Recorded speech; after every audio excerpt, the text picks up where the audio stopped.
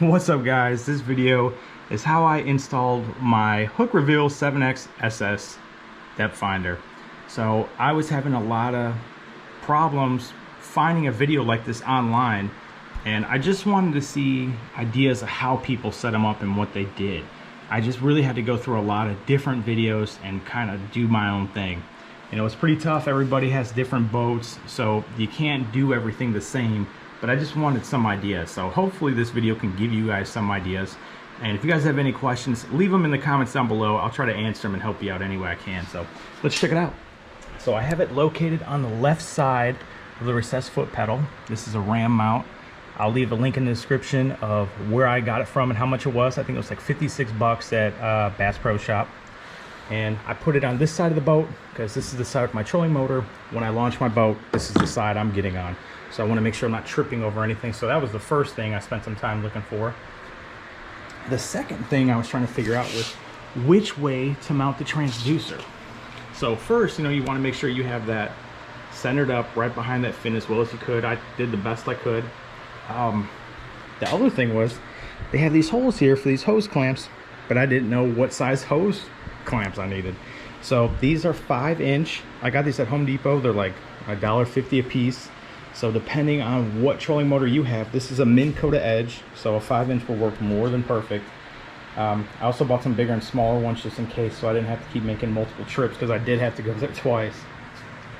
And now I know this swivels here, this moves back and forth, so I made sure to leave some wiggle room here, and I got my cord zip tied going all the way up the shaft, and I've already placed my the way how I installed this was I flipped my trolling motor up. I got a block of wood from over there, a little 2x4, and I set it down right here. So my trolling motor was completely laying down, and I was able to spin it to make sure it actually would turn. So, and everything works fine. I had no issues. All right, I went back and grabbed my 2x4 so I could show you guys what I did.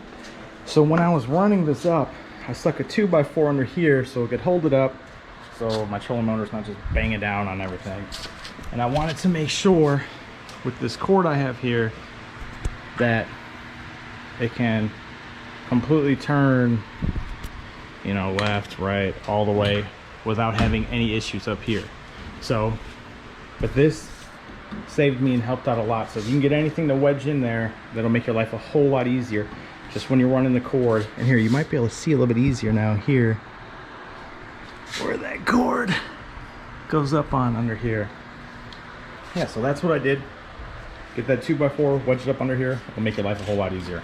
Cool little trick I found was there's this hole right here beneath this, and you could fit your cord right in there, and then it comes out right here on this. You just unscrew this little bracket here, pull back, you lift it up, and it fits perfect. So your wire doesn't get pinched and it looks pretty clean. And then what I did was I ran my wire all the way along here, and I taped it with electrical tape about every 4 inches. So I ran it all the way to the end, and then I ran it all the way back again just to get rid of all that excess wire so it doesn't look bad and I'm not tripping over a wire while I'm out jigging. I thought running the wire all the way up here would look the cleanest, and I definitely believe it does. So you just run it a couple times, throw some tape, it really doesn't look bad. Where I mounted this to, I lifted the trolling motor up and down. It doesn't strike or touch this at all. So those are some other things to think about. Wherever you put it, move your trolling motor up and down, like before you leave a spot. Make sure you're not going to hit anything. So nobody told me that. Luckily it just worked out good, but I wish I would have known that first. And here's where it could get kind of tricky for some people, is this is where I hooked up the power at. So this is where you plug in your navigation light, or it's your horn. And I have a newer 2020 boat, so it already came ready with plugs here for a depth finder.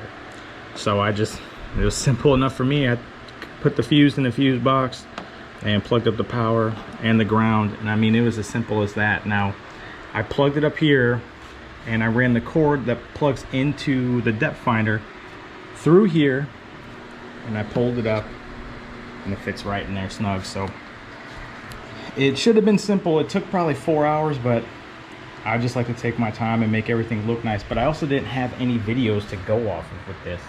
So I've seen people show you kind of how to use it, but nobody really had an install video. But just get yourself some zip ties. Make sure you have a full roll of electrical tape. That's really it. Make sure you get some wire connectors too. That's like $1 for like a bag of 10 of them. So it's pretty easy. Just make sure you know which side of the boat you're going to be getting on when you're launching. That was huge. And I mean, my chair's going to go right here. Butt's going to be about here. And you're going to be looking down right at your depth finder. So you just turn this bad boy on and you're ready to go. So at the end of this video, I'm going to be out on the river. I'm going to do a little bit of river fishing tomorrow. We'll see how it looks. Hopefully everything works out great. So I hope this video helped you guys out. If you guys have any questions, please leave them in the comments below. Like I said earlier, I'll help you out in any way I can.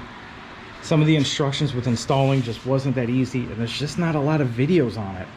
So please let me know. I'll try to answer you as quick as I can. I got my notifications on, so if you leave a comment, I'll get it like that. So all right, let's see how this looks out in the water. All right guys, I'm out here on the river doing some catfishing. I want to show you guys a couple things. Number one, look at how my Garmin depth finder is. You see all those little lines going vertical? This depth finder is causing issues with my Garmin, which I guess isn't the biggest deal, because when I'm using this, I'm not going to be using this. I ended up getting the reveal because I wanted something up front for when I'm fishing brush piles.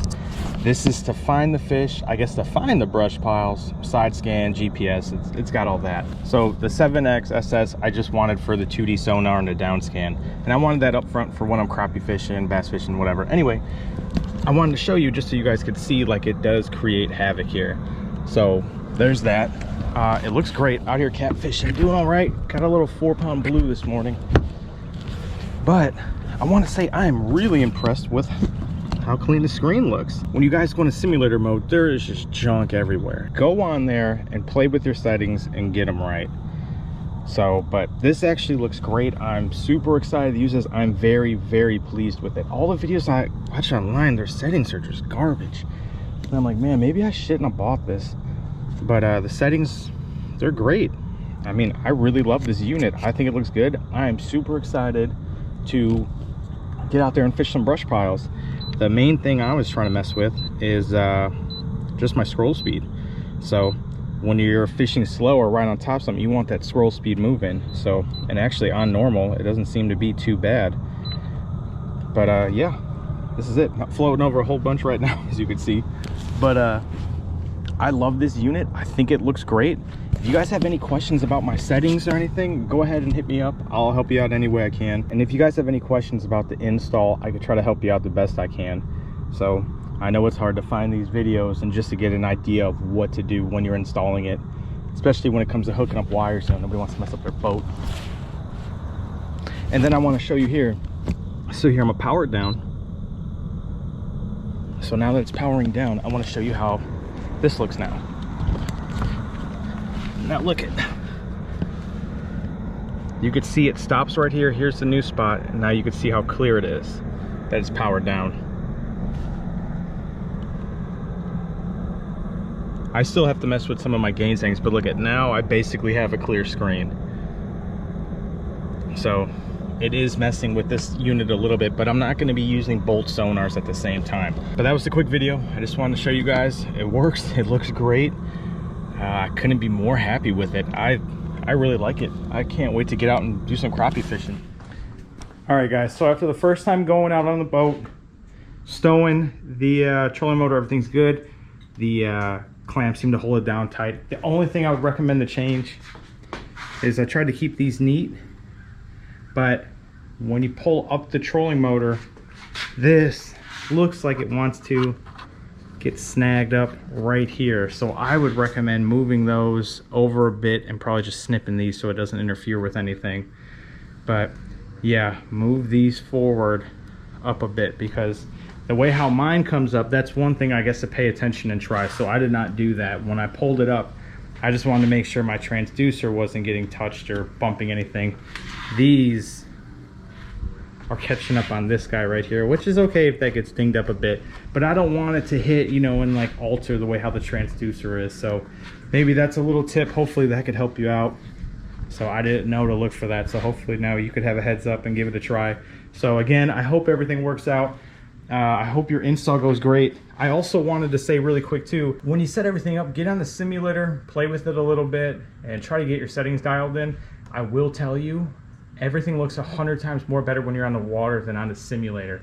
For some reason, the simulator just looks like garbage, like how I would imagine fish look and brush. I went over a couple different brush piles and fish when I was out catfishing today on that video you just seen.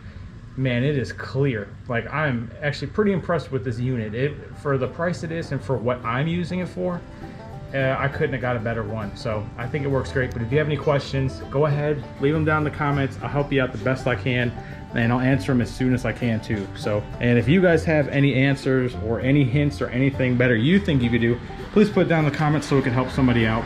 So, all right, guys, I hope everything works great, and we'll catch you guys later.